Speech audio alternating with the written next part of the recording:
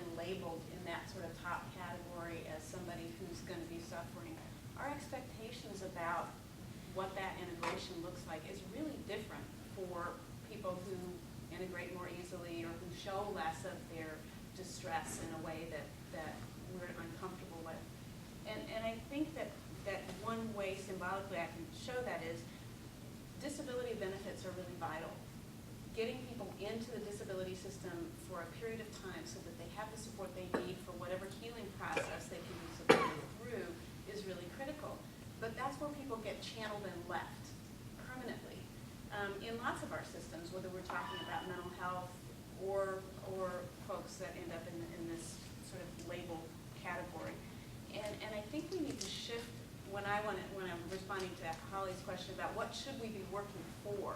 When I think about integration, I don't think about it as now we're just done talking about it and we're all pretending like it never happened. When I think about a welcoming community that's really got people integrated in healthy ways, we get to be open about our experiences, learn them, and share them with each other. And part of it, I think, would be shifting that people can be extremely disabled, emotionally disabled, for periods of time and be supported through a healing process. And that healing process kicks in for us at different ages. So people in their 70s, 80s can still be healing from things that happened earlier in their childhood. But we don't hold out that expectation or possibility very much. And I think we could. I think the more we can educate ourselves about what healing after combat, or healing after trauma, or healing after other kinds of adversity looks like, and share that knowledge as a community, the more we'll have it to offer veterans and other impacted community members. I think higher expectations is a good way to go. I just got one quick thing to add to that is just to be aware of one thing is you never actually you never heal. It's never being healed. From my experience, it's never being healed. It's just finding ways to deal with your trauma. But trauma is trauma, and you're going to deal with it for the rest of your life. I mean, how serious it impacts you in your process of healing. I mean, it's called a healing process, but you're never actually going to fully heal. It's just learning to live with it and dealing with it, finding the little tricks to calm you down when you think about something you don't want to. It's just little stuff. Back to you. As we in Roseburg, Umpqua Community Action Network and Umpqua Community Development Corporation is in the process of developing 54 units of housing for homeless vets. What one thing would you say to us that absolutely must be part of this housing development? Case management. Recreation. Yeah. Keeping them busy. Along with our case management, we do activities. Sometimes as simple as today is we're going to run out of here at 1 o'clock because we're doing a Veterans Day barbecue today, this afternoon at our program. Just building the community within the veterans and allowing them to be a community and a family. I mean, our veterans, some have lost families, have torn those relationships up, but yet they know now that they're with veterans, their neighbors that are their family. This is my brother. They may not have served at the same time, but they served together. And so they have support, they have each other's back in building that community through recreation and through case management. And opportunities for leadership development and re-engaging in the community and growing through, not being statically sort of permanently in the same position at all times. Opportunities for growth.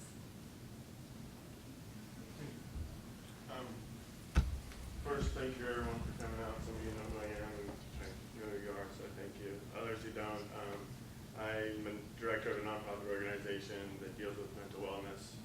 I am a veteran.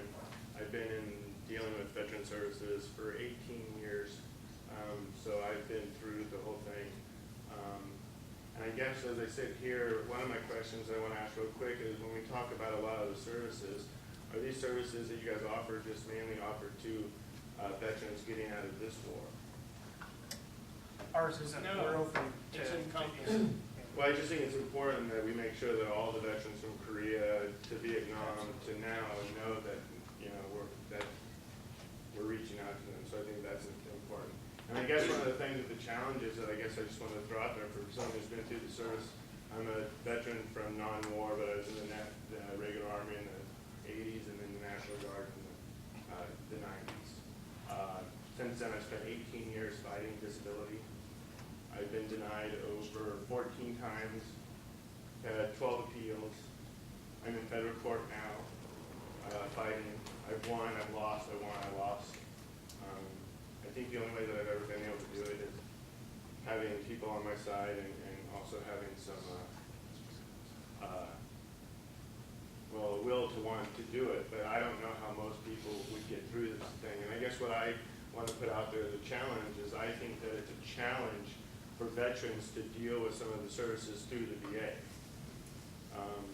My doctors through the VA told me pretty much that they ain't there to help me get a disability. So when they file paperwork and they file stuff, they don't file stuff to help me ever get a disability. I have to go to a regular doctor outside and stuff. So I just think it's important that the community figures out a way that we can more help the veterans to get into the services and get their stuff and then get help into the system. As far as our program, like I said, across the board, we have different funding sources available depending on which program of ours you may qualify for. But our funding is so diverse. I can take a guard member who served 1 day of basic training, and in our book he's a veteran. He signed on the dotted line and he volunteered to serve. Whatever happened, we can find some sorts of subsidy to help that veteran in housing. So in terms of like the model of here, I mean, this. Let me ask you all. This is a awareness building question. So, what do you think the most utilized service of Iraq and Afghanistan veterans? If you're going to take a guess, what VA healthcare service do they use the most? Dental. Dental. Any other guesses? Orthopedic care.